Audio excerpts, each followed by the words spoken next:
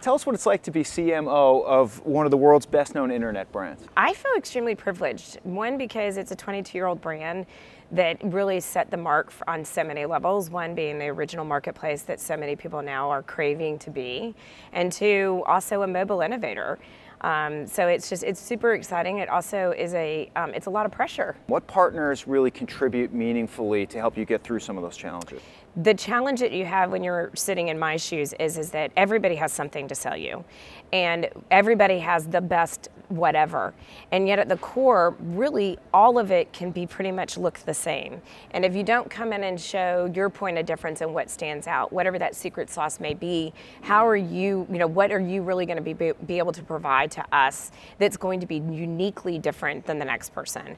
I think that's the first thing. The second thing, which is, don't sell me what you're going to sell everybody else, meaning make sure you understand my business first, and then be sure you're coming in to build a solution that actually is answering a business problem for eBay, not for eBay or insert here. It's got to be personalized. It's got to be very relevant for what business challenges I have. Well, so tell us what the eBay mobile experience is like this year and maybe into next year. We're facing the challenge of, is it the mobile web experience, that we can enhance and enrich, and from a product perspective, make sure that experience, that shopping experience, is as dynamic as it possibly can be, at the same time as balancing our app and our native experience. And I think there's a lot of companies that struggle with, they're going to put all their eggs in kind of that native and their app experience, and miss the fact that there's a whole audience out there that is not willing to take up the real estate on the desktop of their phone to put that app. And really, if you think about it, the apps that are there are the ones that are really the functional apps, the only way at which you can actually make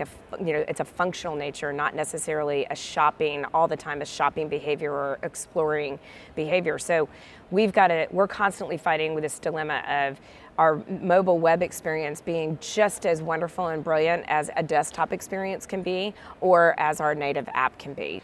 Do you feel like a chief technical officer some days instead of a chief marketing officer? There's not an excuse. You have to know technology. You have to be able to understand or have a desire to understand data. Mm-hmm. Doesn't mean I need to go be a coder. It doesn't mean that I need to go be a data analyst. Mm-hmm. It just means that I need to respect and I need to understand the basics so that I can ensure that I'm asking the right questions. Right. And I think that's really part of it. It's not so much having all the answers, it's having to know the right questions to ask to get the right answers from the expertise that you have inside your company or externally. A lot of young people coming into this industry look at you and see you at the pinnacle and chief marketing officer of one of the internet's, one of the world's biggest and best known brands. What advice do you have for them as they begin their careers? Don't be afraid.